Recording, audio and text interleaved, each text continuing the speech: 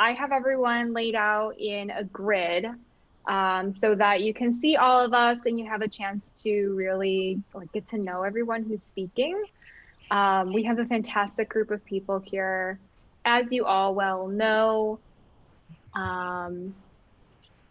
if you've been listening to the podcast, if you have been following the stories, this is just a fantastic group of people.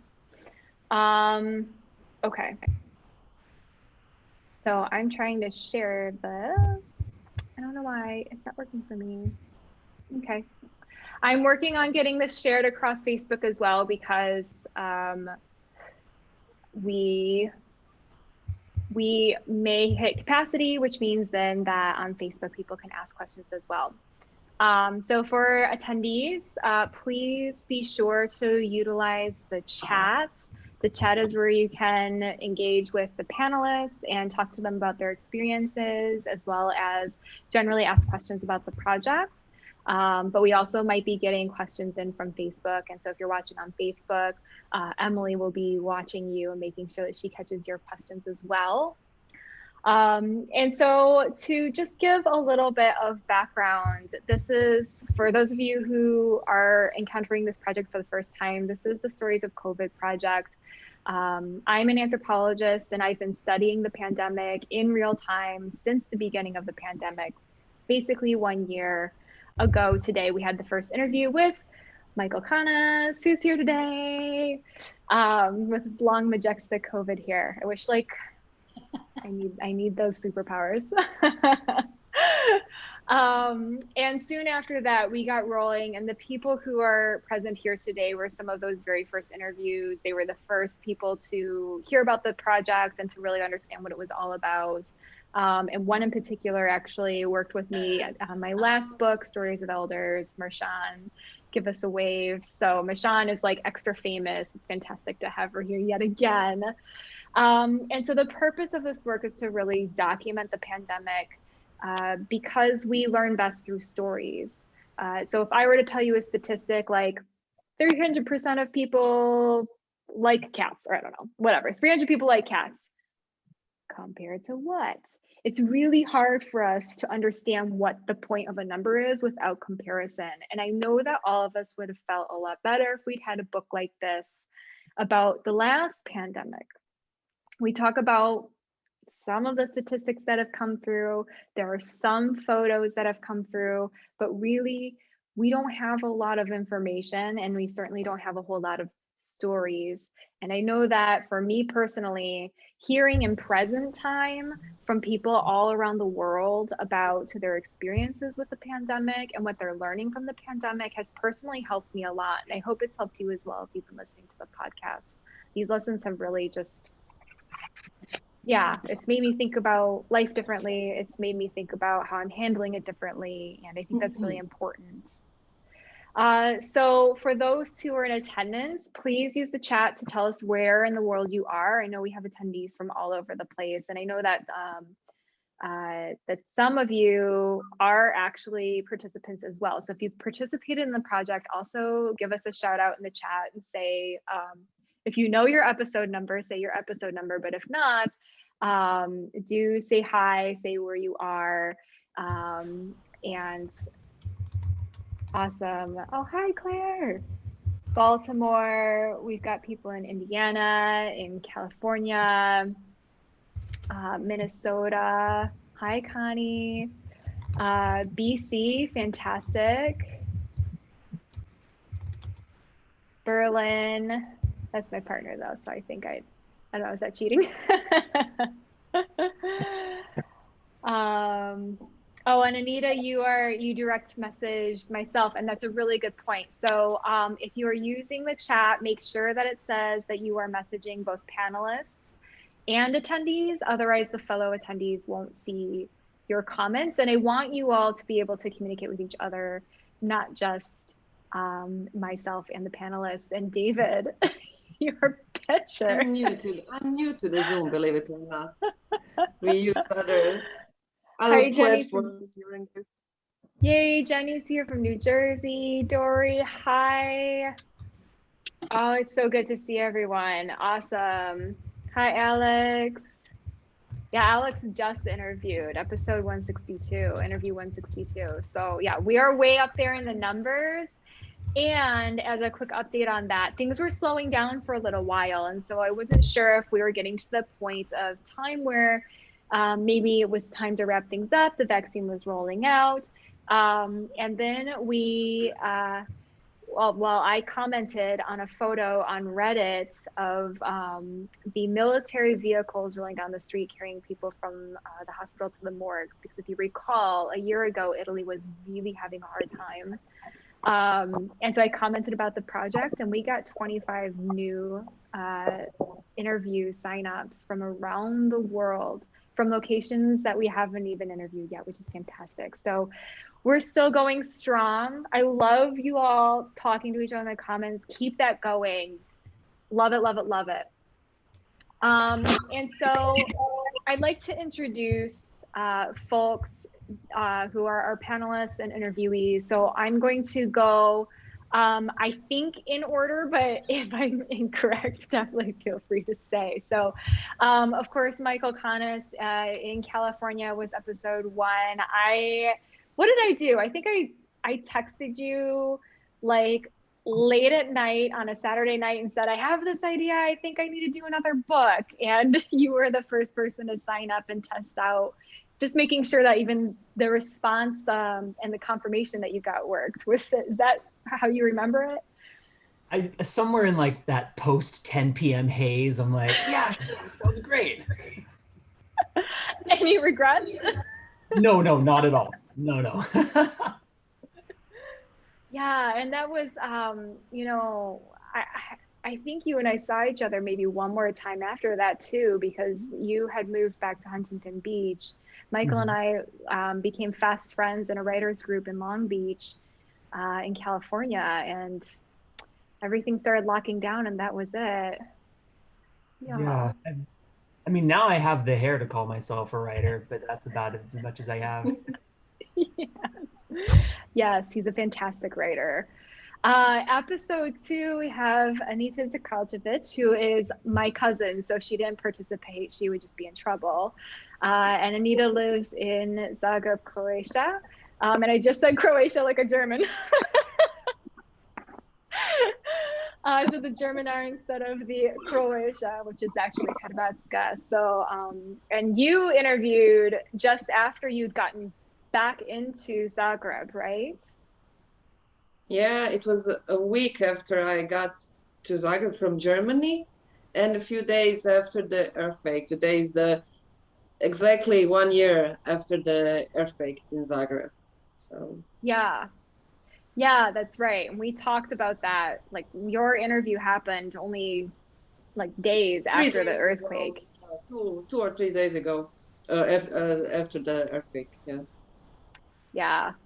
And if you can imagine, here we are, we're all scared about a new virus. We're all trying to social distance and wear masks and stay indoors. And then you can't stay indoors, as you said, because the protocol for an earthquake is go outside. Yeah.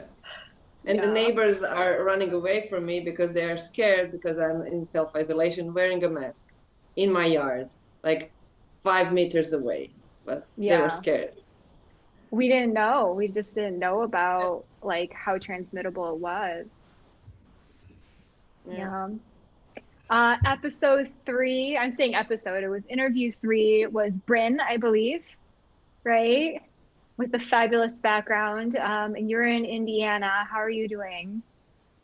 I'm doing okay as of now, but I have to say it was really weird going back and listening to that interview from a year ago because I was just so optimistic and so hopeful. And I feel like I really had no idea what was coming. Yeah. But I think that's a feeling like we all can relate to right now. Yeah, absolutely. And Bran, of course, you've got a little extra fame to you as well because I talked about your story in my TED Talk on this project, and how you lost your grandmother or great grandmother, your great grandmother, right? Grandmother, yeah. Yeah. And then you also have had COVID. Yeah, that's right. About 2 weeks after my interview, I started a position becoming a caregiver for a healthcare worker's young autistic daughter. And within 2 weeks of working for that family, I had COVID. I've now held that position for like a year and a half. So very quickly after my interview, I feel like the stakes were raised quite a bit. Yeah, right. I mean, it was so early. We didn't exactly know what it was going to be like. We didn't know how it would affect our lives. So yeah, it sounds like just like dominoes started falling for you. Um, okay, I think episode 4 is Bree. Is that right? Or was it? I think episode 4 was Bree. I can't remember, but I can go next. So Bree, you're in Michigan. How are things there? It seems like we are rolling out the vaccine distribution a lot faster, which is nice. My wave just opened up due to my kidney issues and having a son that is autistic as well. So I just got my first vaccine last Thursday. Most of my family here, which is all my in-laws, they all are already vaccinated because they were either doctors or nurses or older population, elders. So it's kind of cool to be like, oh my gosh, we can actually like get together for Easter. Like, whoa. Oh. So that's kind of exciting there. But yeah, my position was working at a sheriff's department as the office administrator back in Grand Rapids. And we went remote like right after I first talked, or right before I talked with Veronica. And so it was like government position that normally doesn't do remote work, that now we're getting everybody remote as they can. And then I've moved cities to Lansing, relocated back to family. And I might have told you in the interview, I think that's when I got the first IEP through the district at that time to get my son educationally diagnosed with autism. And actually this February, we just got the IEP, or not the IEP, we just got the medical diagnosis. So like, Wow. It's been a process of like that, as well as like relocating. I now work at a auto owner's insurance company for my day job as an underwriter, and I have my business too. So it's like a lot of things kind of happened during all of that personally, as well as navigating medical systems, educational systems, like all virtually. So crazy. Yeah, right. Like the brave new world, just figuring out how to care for your son and also go online for your work and move your life and find a new position and keep onboarding new clients. You've had a ride for sure. It's been a wild ride, but a good one. Like, I don't know, it definitely went fast, but I feel like the amount of healing that my family as well as I have gone through because of all the things has been very like the one like upside of everything. So yeah. Anyway, thanks. Yeah. And so I think the next person I interviewed was Rebecca. You were one of the very first. Emily's like, yes. Emily's like, I've got this. I know who's next. Like I said, I couldn't do a damn thing without her. She's amazing. And so Rebecca, I remember like your interview. So you're also in Michigan, you know, with projects like this, right? Like we first ask our friends and family to support us because that's who's listening, right? And so we have a few Michiganders on here. And I remember our interview, like you were concerned, but you also really wanted for people to do their best to try to find their way through as positively as possible, even though, you know, like obviously the effects were going to be scary at the very least. Right. Yeah. So one of the things, so I'm a life coach, and one of the things that I always try to work with my clients on is radical acceptance. And so that's where that comes from. So it's not always even trying to focus on the positive thing. It's trying to see where you are and then decide where you want to be and then plot that out and go through those actions to get there. So for me also, like I remember at the time, I think you had just turned me on to like NPR or something. And I'm a person that does not tailspin into like one extreme view or another, or take what I hear and automatically like that is word. I always, you know, sit with it and decide if it aligns with what I believe and look at other sources. So I remember being really grateful for that objective point of view, or as objective as you can get, opposed to that like emotionally manipulative point where you get from a lot of like media and marketing and things. So all that combined definitely served me, but then my clients too. Like last year was a big year for me as a life coach. And it's been amazing and interesting and just mind blowing at the same time, not only from my perspective, but watching people that I work with too. So Yeah. Yeah. And I love that. I mean, like, just like Bryn said, like, absolutely, like radical acceptance.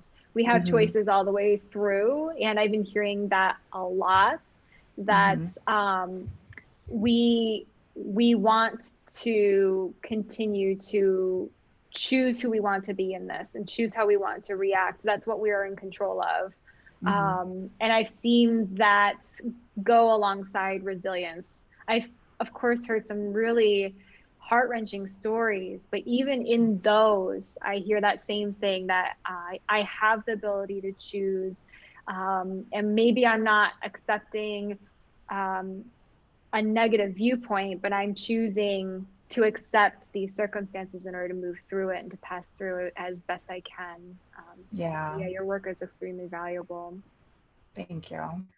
I believe, Emily, I believe that I interviewed Mershawn next. And Mershawn is famous throughout this project as well, because she interviewed for my first book, which is sitting behind me, Stories of Elders. And I got to meet you in person at that time, which was back in 2015. And can you believe it? It was forever ago, it seems like. Yeah, for sure. And Well, I'm just so, go ahead. oh, I was just going to say, I'm so thankful for you returning and for being part of this project as well. Because I think that, you know, you're not the only one who returned, but having these threads throughout these works, I think is just really unique. And so I'm quite thankful. Uh, Well, it was my pleasure. Absolutely, both projects. It's been my pleasure, and I'd like to just sort of tag on about. You know, I'm glad I didn't know what was ahead when you interviewed me in April. And when I listened to my interview, and I was like, yeah, I had to close everything down my life, and it was, you know, I was depressed, but I'm better now. That was April. You know, had I had any idea what was ahead, I mean, I haven't seen my, I mean, by the time I see my children, it'll be over a year and a half. Never been away from my family that long. So there were waves of depression over this last year. It was not over in April, you know, like, oh, I'm through the worst of it. So it was Bryn that talked about that. So I want to sort of tag on to what Bryn had to say about sort of about that process. But all the good news is, about the time probably I talked to you, Veronica, was I had written a book. I was in the process of querying agents, and I just decided I don't want to. I mean, this sounds morbid. I didn't think of it that way, but I decided I don't want to die with this book in my computer. And I mean, literally. So I published a book on my 75th birthday on July the 11th. And it's been really going well. And really, the pandemic was a boom, because I mean, I've been able to do this Zoom, all the Zoom stuff. You know, I promoted a book via Zoom all over the country and even further. So that was good. And the other really good thing was, because my life completely ended, I wrote another book. So I've completed. So the next book is going to my developmental editor in May. And, but as far as I've gone as far as I can go, so it's done. Completely different. My first one was about mother loss, and this one's a historical fiction about my great-grandparents as being Nebraska pioneers. So it's been a very, very productive time. It's been a sad time. And one other little note, I think I mentioned a friend in Canada, the only person I knew that had been hospitalized with COVID, and he came home, but then has since died, and he was, well, younger than me. So, so that was that. It was a reminder that when I talked with you, things were very different along that line. Definitely. But overall, it's been a very productive year, if nothing else. Yeah, in some ways, the pause has given us space and time for things that we often didn't have. And I see people in the chat, they're so excited about your book. Mershawn, if you do have the link handy, feel free to link it in the chat. If you can put the Amazon link, I mean, we absolutely want to celebrate you. And, Bryn said it, Mona said it. I've said the same thing too. I have several books actually in my computer, and I'm in the querying process right now. And we don't want them to, they're these pieces of us. We want them out there in the world and have left something behind. As you all know, panelists, and then for those who are in attendance, some of you are interviewees, and so you know this as well. The last thing I say during the interview is, knowing books outlive humans. And the purpose of the book is to get into the hands of people we'll never meet. And that's the same thing with stories of elders. Books outlive us. And so isn't it a lovely thing to leave behind? I'm so excited for you, Mershawn, and definitely link it, because I know we all want to be cheering you on. Thank you. Thank you very much. Last but absolutely not least, I interviewed David. And David, I think that you were interview 11, perhaps? I think so. I think you're right. Ooh, got it. Nailed it. And David, how are you doing? Your COVID beard looks great. Thank you. Yeah, I've been working on it. So yeah, I'll probably let it keep going a little bit until the work makes me shave it off. So we'll see. And I remember when I interviewed you that you were really reflecting on your social experience, your social sphere really becoming smaller, and the feeling of how this digital medium is just, as I say, it's a paper doll of the real thing. It suffices, but it's not the same. How are you feeling about that these days? Well, I learned that I hate Zoom calls. I am an elder of my church, and we had to go all the Zoom calls for months and months and months. And it is better than, just a phone call, but it just can't match meeting in person. And so it's been nice as things have been lifting here, and I'm in Michigan as also. It's nice to be able to start to get together a little bit with people as restaurants are opening up a little bit more and trying to do that responsibly and intelligently. So it's nice to contact and get in touch with people again face to face. Yeah.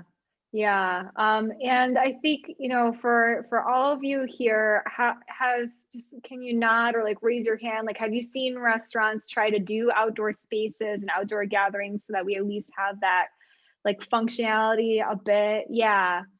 I've seen, here in Berlin, sidewalk tables is very common just in general. And so I see a lot of that, but in fact, right now we're still in lockdown. So they're all roped off. We don't even get that. So I'm really excited for you, David, to be able to go out and experience at least outdoor coffee. And now, which actually outdoor coffee, I think, is the name of a coffee shop near you.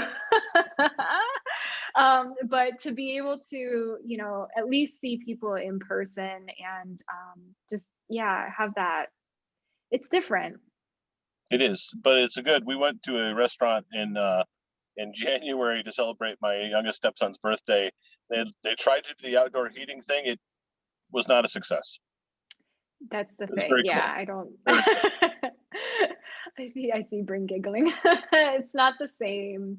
I don't think I've ever really felt like those have warmed me as well. And you have to be careful because to really get them to heat, you have to make an enclosure and then you're enclosed with carbon monoxide. Definitely. Yeah, issues. So there is one participant that I want to take a moment to remember, and several of you know her or knew her in person. Her name is Lucy Scher. She was episode 67. When I interviewed her, she had just rediscovered her cancer, and in December, she lost that battle. And so her legacy, her optimism, her will to fight is heard very prominently in her interview. And I'm so thankful personally that she shared her time with us. She will be in the book. Her memory is preserved, and she's sorely missed. And you know, I see those of you who knew her absolutely nodding. Those of us who got to know her in person are, yeah, a light went out for sure. So as we dive in here, we're going to talk a little bit about how things have altered and changed for you all. And then in the last 15 minutes, we're going to get into questions from the attendees, which is super exciting as well. So this is going to be a popcorn format, so feel free to just take yourself off mute and talk amongst yourselves. You don't have to wait for me to call on you. I am definitely not a stern teacher type. And so some of you have already said, you know, what was your reaction? You know, listening to your interview now, it's been a year. We asked you all to listen to your interviews, and what was that like to hear yourselves a year ago? I guess I can start. I think I had a lot of reactions listening to my interview. I really thought a lot about, like, what is it I want to say a year later, you know? On the one hand, I'm kind of blown away by how optimistic I was, because I found myself really disillusioned and burnt out by how selfish the people around me seemed to be. You know, 6 months, 8 months, a year into the pandemic, it seemed like it just became so defined by selfishness. And my episode is all about, like, communities coming together and, like, we have each other's backs and we'll pull through together. And I didn't know if that was the case anymore a year later, but then, you know, I reflected on things like, you know, getting to become a caretaker for this little girl and her mom becoming my family, you know, and there were some really amazing and positive things that came out of the pandemic for me, even though, you know, of course I wish, you know, none of this had ever happened. But it's like, on the one hand, I think, you know, it's become so defined by selfishness. And at the same time, that has only reinforced the people who are out there and who are out there helping and trying to do good. Yeah, it's kind of underscored it. I'm finding it's another transition. I mean, for me, being a lot older than all of you, I was very isolated. I mean, you know, at the time I was 75, my husband was 77, and you know, we're in good health, but we have a lot to live for. And so we really, really isolated. I mean, I did not see anyone. We didn't go anywhere, even though we live in Florida, which is just like the Wild West. It's been open practically since the beginning. I mean, way back in the summer, you could go to a bar till 2 a.m. I mean, no problem, right? So, but it was hard because we were living a different life than, you know, some people around us. But anyway, but now it's another transition. It's transitioning from that time of being alone a lot. I got kind of used to that, not having to go to all these things or meetings or having such a busy schedule. And now it's transitioning back to a more normal life. I mean, some of that stuff I want to eliminate forever. But I'm feeling again, kind of like I did before, like, oh, now I got to push myself to get out the door. So it's interesting. I feel that. Yeah.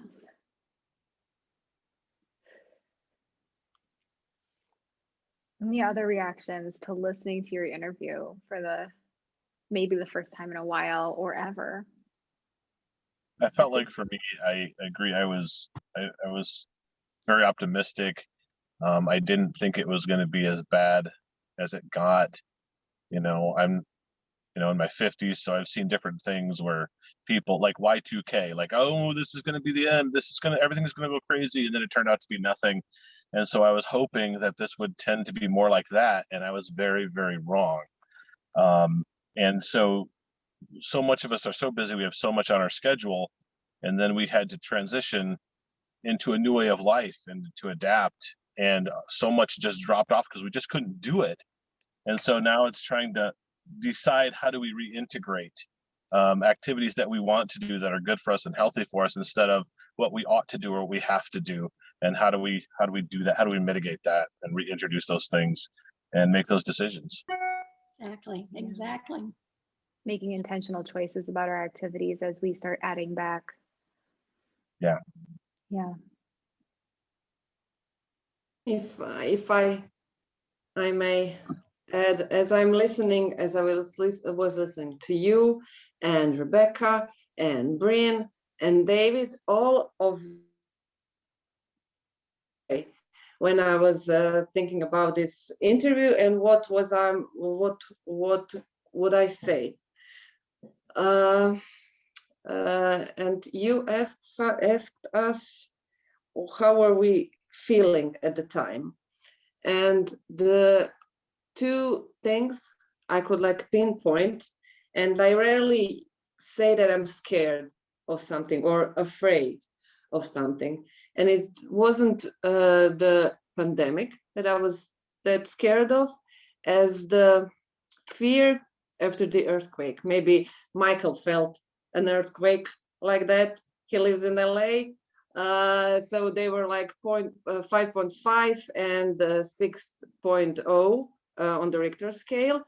So after the earthquake, you feel fear.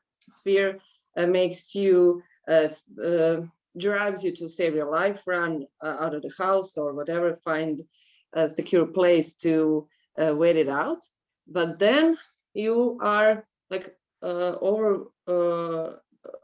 you're washed with the feeling of utter helplessness.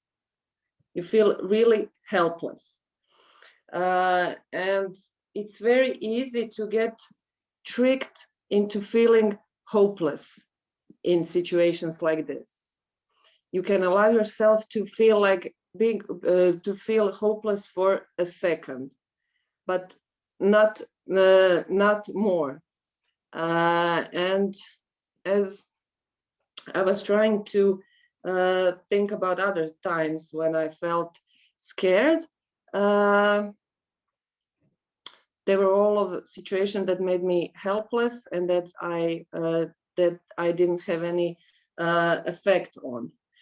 But if you know that we as a species always adapt and improve and overcome situations like this, you find some solace in the fact that we get through it eventually. Maybe a month from now, a year from now, 10 years from now, we get through it. So it happens in cycles if we think about it and look at the history, and we always overcome it through situations like this. Yeah, I've been thinking about that a lot. It's a fantastic point about the cycles that we go through. I heard so many people say, are we just never going to shake hands again? Are we always going to be wearing masks? I've heard these comments, and if we zoom out far enough, we know there was another pandemic in 1918 through 1921, and we still shake hands, we still hug, we don't wear masks as a general rule, we don't have to at least. And so it will come back, we will be fine, but we also know that the 1918 pandemic did take a while to resolve. And now they didn't have vaccines at that point, so we have a little bit of an edge, but it's okay, it will come back, and humanity will prevail, I guess. We have our other participant got on, Gregory. Hi, thank you so much for jumping in. Were you able to listen to your episode recently? And if so, what was that like to hear what you were thinking at that time when we interviewed? Yeah. So, well, a lot in my life has changed since then because at the time I had several months prior moved into a house in a village in Armenia, which required a lot of renovation and was very, very different than the lifestyle I had been used to living as a nomadic person traveling around the world. And so now it's obviously been a year longer that I've been living in this situation in this house. The house is much nicer because a lot more work has been done on it. I've learned a lot about how to function in this environment. I raise my own animals for food now to a large extent. So in many ways, I've been very insulated from the effects of the pandemic, as I was at that time too. But like here in Armenia, I don't know when we stopped wearing masks because I don't go into town very often. I know that for a while, usually I'm with local friends who live in town when I go into town, and I'd have to ask them, "Oh, are we still doing masks now?" Because I see some people wearing masks, but like oh, just in some businesses you have to. Oh, if you walk near a police station, you probably should just in case they have a problem with it. But so uh, I I I just kind of observe from a distanced perspective how the policies are changing, and maybe it's different in the capital if I go into Yerevan. I really am not as informed as people who have to deal with the consequences of this pandemic every day, and as they've had to do for the last year, which I think is great because frankly, moving into a village away from people and learning to be as self-reliant as possible is probably the best way I could have prepared for a pandemic, not that I knew one was going to happen. Yeah. I think that's an interesting point. There's cultural continuity, which I had to experience a little bit here in Germany because mask wearing, just like you're saying, there's a different cultural approach to mask wearing in different countries. And if you've pulled yourself out and you don't get exposed to what's happening in the village or in town that often, like you said, like what's the protocol here? Not just what is mandated, but also what are people choosing to do? Right. I remember. And there's a difference between, does this business require that I wear a mask before I go? And if so, I'm happy to accommodate their wishes. Or will I literally get arrested if a police officer sees me not wearing a mask in public, even if I'm walking alone? Very big difference in that mentality. Yeah, absolutely. And I remember during your interview, you were talking about your concerns as an expat because you don't speak Armenian with a fluent, perfect accent, and so you felt like you were standing out like a sore thumb. And if you were to be detained, the consequences could be quite high. Yeah, I definitely get targeted for that kind of stuff. How are you feeling about that now? Well, there's a lot less targeting in general going on now because the requirements have become so much more relaxed. But yeah, there was a period where if police officers saw me in a supermarket, even when I was wearing a mask, they would immediately assume, well, he must have just come here from abroad. What if he's carrying the virus with him? And I have to explain, no, I'm a citizen here. I live here. I've lived here for a while. And, none of them were being malicious so far as I could tell, although perhaps some would in some other situations. But still, it's still something I have to worry about, that they could just totally fuck up my life anytime they want to because they decide I'm a threat to them. Yeah. So moving on to the next question, what do you want our audience, so the people here today, the people watching on Facebook, and the people who will watch this recording later, what do you want them to know about what you were experiencing during the time of your interview? So a year ago, and again, we'll just popcorn being, so we'll bounce around. But so what do you want them to know? Like what key thing about your experience at that time shapes how we will understand your interview or could shape their understanding of the pandemic as a whole? Well, I was primarily worried about having access access to basic services and goods. Like I mean, I usually try to be prepared anyway, just because it's a hassle to go into town. But I was obsessed with stocking up canned food and dried rice and beans, because I figured, what if either because of something happening in the supply chain in another country, or some regulations my local government puts in place where I can't drive a certain distance from my house or something, there's just not enough food to go around. Or what if a vital part of my computer or my car breaks and I can't get it serviced? I bought things like extra laptop chargers, just in case that breaks or something, and I still need to be able to get online to work and run my whole life. And so that was the biggest effect of it for me, especially being so far from these places. I have to be prepared that if anything I normally take for granted is always having access to, or being able to buy a new one or repair if it breaks, what if that suddenly isn't available? Which, by the way, became a very useful mentality to have, because just a few months later, Armenia went to war with Azerbaijan, and the same concerns came up again in a very different context. Like, what if Azerbaijan bombs a city near me, or they cut off our supply line somehow, or there's shortages for anything related to the war? And so it's been a really weird year for Armenia, but I've been relatively comfortable throughout it, just because my needs are so minimal and I've learned to prepare for this kind of stuff.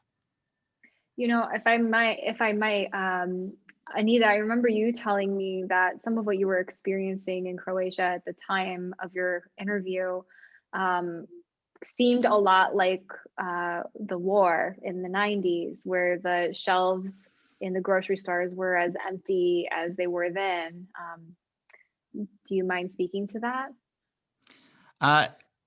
Yeah, it never got to that point where I'm asking Anita, sorry. Oh, sorry. Anita's in Croatia. Oh. And so your point, Gregory, makes me think of like what she was saying, where she herself has lived through a war and saw some similar things. Well, they were emptying shelves in some stores. It was not as dramatic as the media presented it, but I remember being very annoyed. That was the first time I got out of the house after the 2 weeks, and went to the grocery store with my dad. So they were letting one by one person, one exited and another could get in. So you had like 15 minutes to do the grocery shopping. I was annoyed with the masks. I was annoyed with my glasses fogging up. I was annoyed with my glasses falling on the floor into my hands from my head because of the mask. There were panicky people. I remember there was a lady standing like 3 meters away, but she wouldn't pass by me because in her opinion I was standing too close, and she shouted at me to move away so that she could get around me. I was really annoyed by that experience, and I'm not that easily annoyed. And then I was annoyed by myself. Why did I get myself so agitated for nothing? But we adapted, and also we realized that a household could use only so many packets of dry yeast. I mean, we still have a bunch of dry yeast in our kitchen. It's expiring soon. You could buy like 5 packets per person. So mom sent me to buy like 5 packets every time I went to the grocery store. So, but those things like that do remind you of the war times and the constrictions and so on. But, you know, as I said, you adapt and you accept it as it is. Mm-hmm. Yeah. So as we are coming to the quarter of the hour, I want to open it up to attendees. And so please feel free to put questions or comments in the chat. There's also a Q&A module. So if you click on the bottom on Q&A, Emily is on the ready and she'll pull in your questions and make sure that we're able to answer or even reflect on your comments and questions for those that have interviewed. I know several of the attendees are also interviewees, and so it might be interesting to see the cross comments that come through too. So to keep on reflecting on the question at hand, I see, you know, Mershan, you took yourself off. So like, what do you want people to know about Well, your? I just wanted to tag in on the host shortages. We actually had quite a few shortages here. I mean, it was as portrayed. I mean, we couldn't get toilet paper or paper towels or napkins and soup. There was like no soup. Like, is everybody eating soup all of a sudden? Anyway, but we were approaching hurricane season, and actually it was the first year we've ever been here the entire time. So not only were we mindful of trying to have enough supplies just to live normally, but we were also in that mode of trying to stock up for hurricane season because you have to do that. So we had a big container with all of our hurricane supplies. So, and that was just I'd never been really had experienced that before. You know, that whole sense of there isn't whatever it was. I mean, they didn't have flour. I'm like, just so that was I think that just added to the layer of stress at the time. Yeah, I remember being a hurricane, praise God, because we had a horrible hurricane. We had a direct hit from Irma. So we weren't here, but we suffered a lot of consequences. So we were very nervous all through that season, and we're very grateful we did not have a hurricane, but yeah, the stress was certainly there. Yeah. We're on an island. I think I never. I live on an island in the very southern, on the Gulf side of Florida, and the very southern end, so Marco Island, Florida. So we are very prone to hurricanes, and had a direct hit from Irma. Yeah, I remember it being such a beautiful place, Yes. and you're quite close to Tampa, correct? That would be like the largest city. Well, the largest would be Naples, Fort Myers, Tampa's up further. Yeah. We're almost as far south as the Keys, actually, almost. Yeah. So we're really south. It's beautiful. Yeah. So Emily, I know that we have some questions rolling in. Would you like to be the question mister?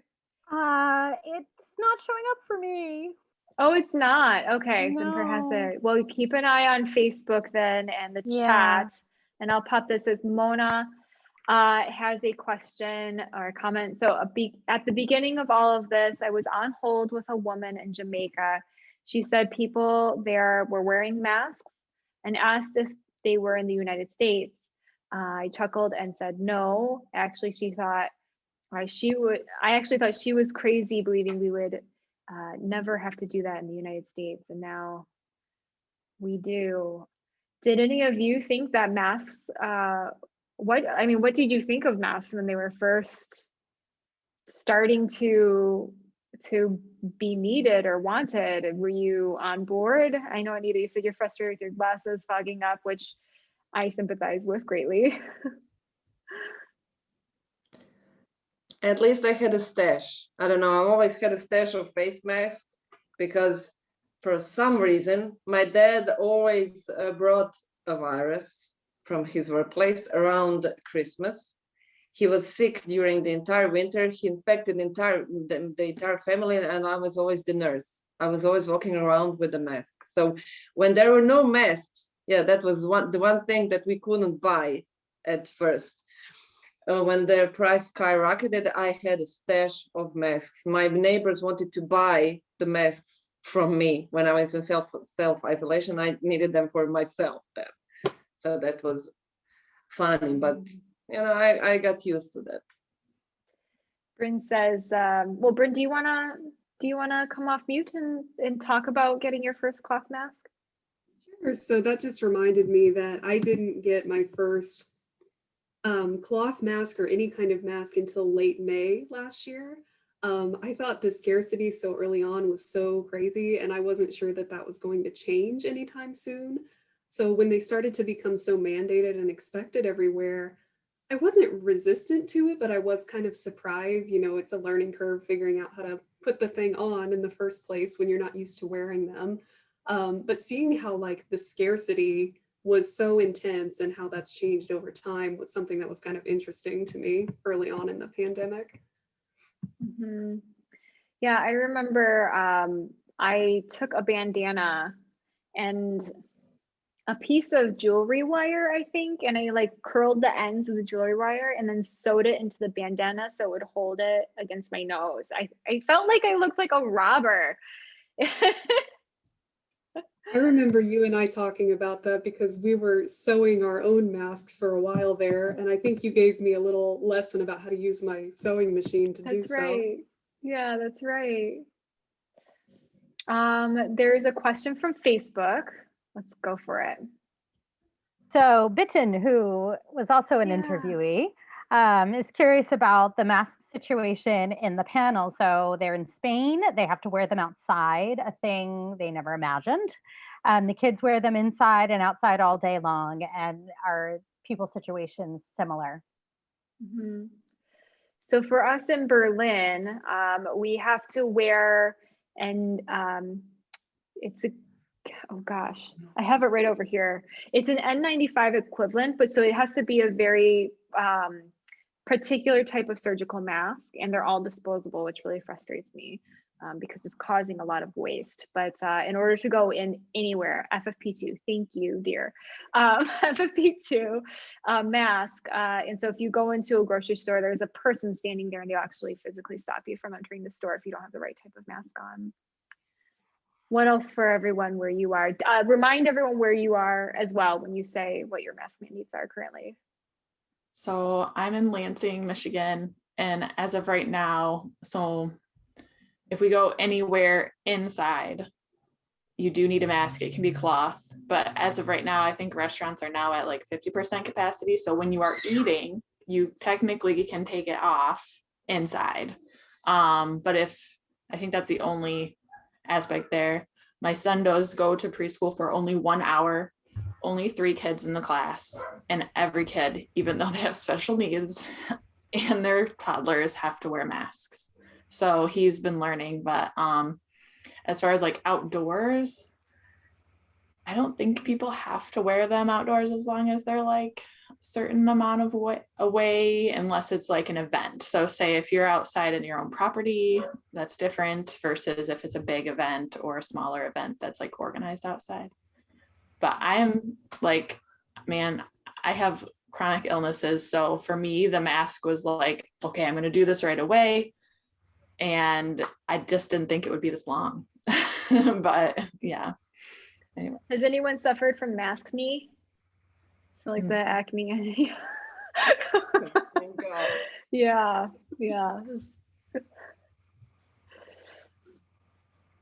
Other regulations on your masks right now? Well, in Florida, I think there was a time where it was mandated for public buildings, like if you went to the county courthouse or something, but I don't think we've ever had an absolute mandate, you know.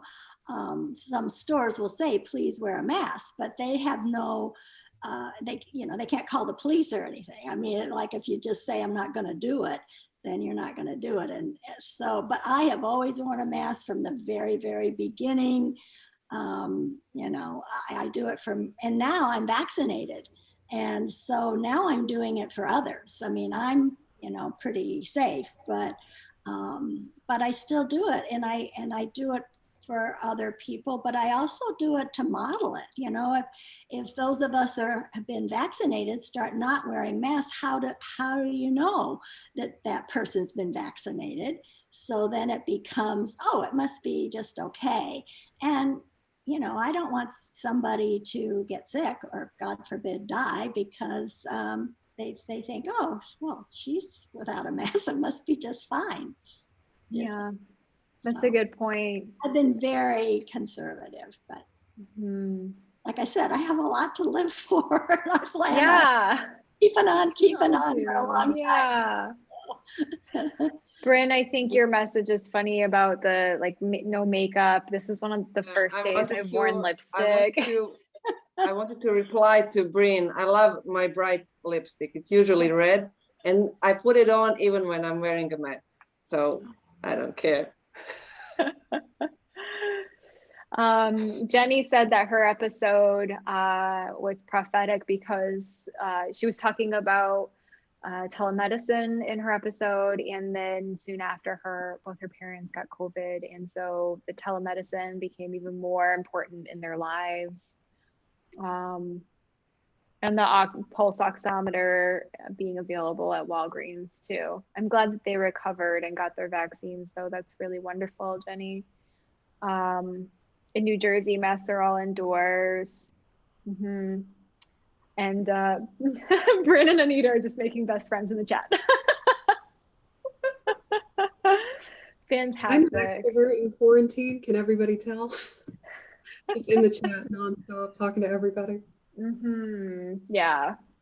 Yeah. Unfortunately, we're coming up to our last few minutes here. And so those of you who are here now, I know that there's so many people who are also wanting to say what they've learned, but for you 9 who are here today, what would you, as a closing remark, what would you add to your interview now, a year later? I'd say for me, one of the biggest things I have really recognized over the last year, and it's something I know that you speak to all the time, something I speak to a lot, is the fact that we should be more intentional and more disruptive before our hand is forced. So looking at the things that we've been able to innovate and the ways we've been able to pivot over the last year, if we weren't in a situation where that was actually forced and we were doing things intentionally aligned with how we wanted them to be instead of having to do things a certain way. And there's so many different ways that can be applied. I think that's the biggest thing that I would want to share with people. Following up on that, I think a big focus I talked about was many of the ways that people have arbitrarily come to arrange their lives and just accept that this is the way it's done, like that I have to work from an office and I have to have my own car to get there and I have to be there at a certain time every morning, a certain number of days a week. And in many of those restrictions are rather arbitrary and just become, parts of our culture that are customary. But when there are suddenly new limitations and restrictions that prevent you from doing those things those way, you realize there are many other ways I could have been doing the same thing. And employers are realizing the same thing too, like letting their employees work from home if possible. And, if you could just think of how many ways that principle applies to almost everything you get done in your life. Is the way that I have learned how to do this the way I have to do it, or the best way to do it? Or should I have more than one way of doing this, just in case that way no longer becomes favorable for some reason, right? That's a very good mindset to just be in general. That's sort of an entrepreneurial way of thinking about everything you do in your life. So, before your hand is forced, whether it's literally raising your own food or just having more than one income source or having a skill set you can do remotely, or just, adaptability, versatility is the point. That in uncertain times, you have to be adaptable because you can't expect the structures, the very specific ways of doing things you've gotten used to always function exactly that way. Even if society itself doesn't completely collapse, there are going to have to be changes made, and you're either going to adapt or you're going to suffer. Yeah, definitely. Sound like an anthropologist. Something my therapist said during the summer was being enough has to be better than being everything right now. And like learning about just how you can work with your limitations, embracing community when your interiority just isn't quite up to speed yet, and just relying on other people to help you has been just a blessing. That's just been really good throughout this whole pandemic. So. Yeah, definitely. It's really wise words. I think that each of us here today, as this interview has demonstrated, like we each could have enough in our stories that we could write individually our own books. So trying to distill it into like, what's one takeaway that you want people to take away from your interview and your story? you know, I wasn't sure if I was going to, but I'm going to co-sign what I said in my first interview, which is at the time there was a theater that put up a marquee that had the Mr. Rogers quote about looking for the helpers in the community. So if I were going to emphasize that about my COVID story a year later, I'm going to emphasize that again, which is that, you know, look for the helpers in your community in times like this. And, you know, whether you see them or not, work to be those helpers too, and move through, you know, what you go through with intentionality, like Rebecca has talked about.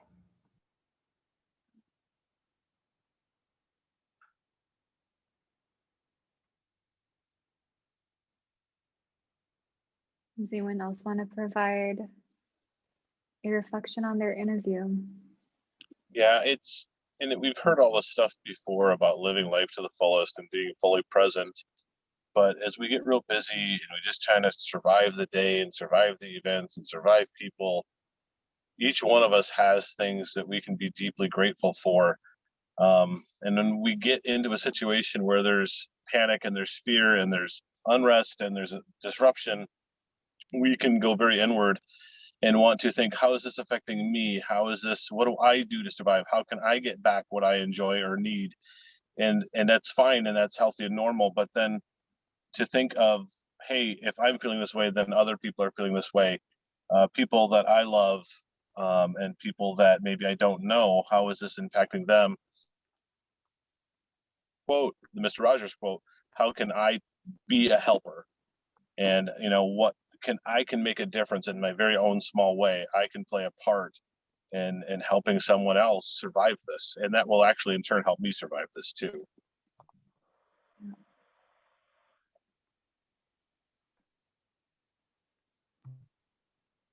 I think I would also kind of reiterate what everyone's really saying too with the helpers, and even what Michael was saying about being enough. Like, compassion can lead to connection with yourself as well as your community. And so during all of this, and as it continues to unfold, because we're still going, like continuing to extend that kindness to yourself as you go inward. And then when you're ready to connect more, whether with your community after you've been healing with your own self and your own journey through this all, know that there are those people that have been alongside you, probably all throughout this, that you can continue to reach out to, but also that you can make new connections, kind of like we're all doing right here. So yeah. Beautifully put. And so true. And you all, I want to emphasize to those watching that, like, everyone here who was interviewed, like, we're all just people. Like, there's no like PhD in getting through a pandemic, and yet you can hear an enormous amount of wisdom. And I want to reflect that on all of you who are watching, that you also have that within you. And I'm sure you've discovered it to at least some extent during this pandemic, but you have resilience. It's all part of our innate humanity. And so I hope that you see the wisdom that is in you reflected here today in these amazing people. I'm so thankful that you all have joined me in this retrospective. I can't believe it's been a year. Thank you so much from the bottom of my heart. I'm excited for the next step. Lots more to come soon. And just in the meantime, all of you stay safe, stay well, and certainly stay in touch. And as we shut this down, do know that the recording's already on Facebook. So if you all want to connect and get even closer, absolutely feel free to network there in the comments. Thank you everyone so much. I hope that you have a fantastic day from around the world. This is Stories of COVID. We'll see you all later. Bye, everyone. Bye. Bye.